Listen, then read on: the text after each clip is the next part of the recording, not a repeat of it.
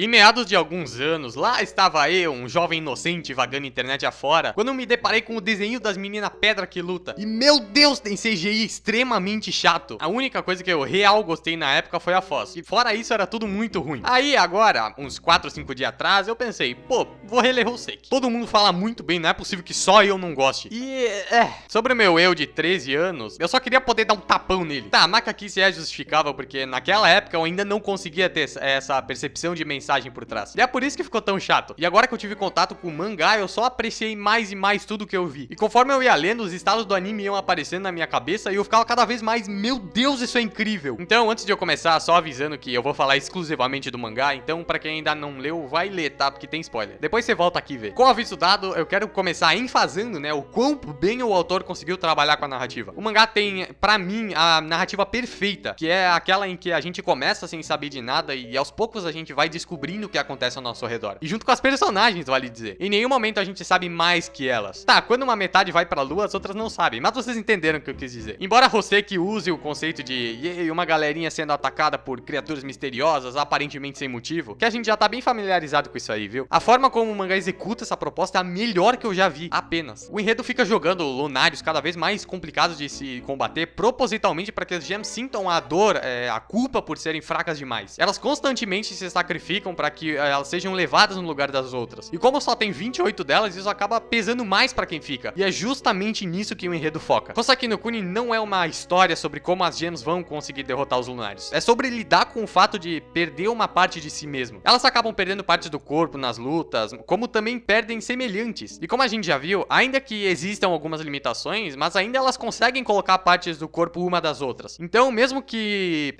não consegui achar uma palavra. Mas mesmo que isso aconteça de uma forma inconsciente, elas ainda são uma só, o que dá mais peso ainda pra tudo que acontece. E a escolha estética delas serem pedras só acrescenta mais ainda essa genialidade em tudo. Hoseki é excelente quando se trata de desenvolvimento de personagem, e leva isso ao máximo quando tenta humanizar as gems. Os personagens, eles lutam pra encontrar um senso de autoestima acima de tudo. O sensei deu a liberdade, né, delas serem o que elas quiserem ser, só que elas não sabem o que elas querem ser, porque muitas acabaram se tornando sancientes há pouco tempo, que nem eu falei lá no desenvolvimento das quíntuplas. É natural você querer ter esse sentimento de algo que é só seu, ou como o anime retrata, um lugar ao qual você possa pertencer. Aprofundando mais ainda, qualquer um consegue se identificar com a jornada da Foz, porque representa perfeitamente problemas pessoais que todo mundo sofre. Todo mundo alguma vez já foi calado pela própria fraqueza, já se sentiu perdido e sem saber como dar o próximo passo. O constante rompimento e reconstrução das personagens mostra na prática a essência dessa emoção humana, e os diálogos das personagens só enfatiza ainda mais essa luta de tentar transmitir sentimentos. Mesmo sendo uma história com personagens feita de minerais, pedras preciosas, o autor ainda consegue transmitir a angústia das personagens. É simplesmente incrível. Normalmente eu sempre busco a humanização de personagens em histórias, mas o Hoseki me mostrou que nem toda história profunda precisa de personagens humanos. A simples falta dessa humanização foi o que fez o mangá parecer mais realista. As gems tecnicamente não são seres vivos, muito menos humanas. Elas nasceram pra seguir suas funções, então elas não precisam ser humanizadas. Cara, que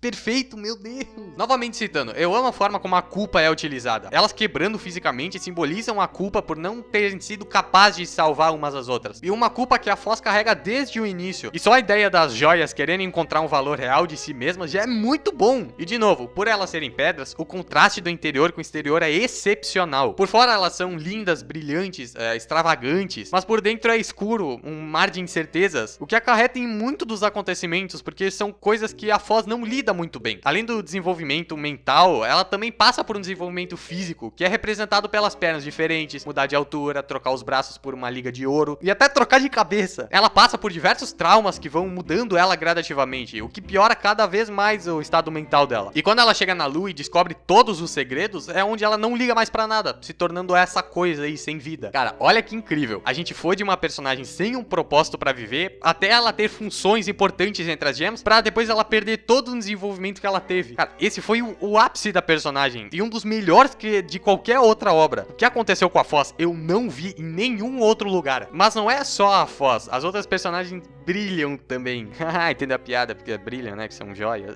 A Cinnabar tá na mesma situação que a Foz, então as duas se ajudam mutuamente para melhorarem e crescerem juntas. Tanto que ela é uma das que mais sente quando a Foz se transforma naquela coisa. A Diamante, que é uma das pedras mais brilhantes, tem um complexo de inferioridade com a Borte, que é a mais fosca de todas. E uma última aqui é a Alexandrite, que curiosamente aparenta ficar mais cansada ao longo do mangá. Um detalhe besta, mas que faz toda a diferença. E eu quase esqueci aqui, mas tudo que aconteceu com o Sensei também, genial. Inclusive eu tomei um puta susto quando o rosto da Foz derreteu e ela começou a se parecer com o Sensei, por causa da humanidade lá e tudo mais. É só muito bom, não tenho o que dizer. Mas olha, se tu for analisar mesmo, tem muitos conceitos bem apresentados. Os lunares sofrem do vazio existencial e uma hora ou outra tudo vai cair em cima deles. As gems são existências perfeitas, mas estão estagnadas no tempo, e os admirabilis estão presos no ciclo da vida. Cara, eu quero ver como é que tudo isso aí vai se desenrolar a partir de agora. E aquele final, embora o hiato mesmo foi com base em um elemento bem barato, ainda assim é muito incrível. A parada dos 10 mil anos é genial demais. Tá pra nascer um hiato tão bem colocado quanto esse. E só pra dizer, com esse final, finalmente a Foz vai ter um tempo só pra ela. E no fim, mesmo que da pior maneira possível, ela conseguiu obter o que ela mais quis, ser útil pra alguém. Obrigado a todos que me acompanharam até aqui, nos encontramos na próxima e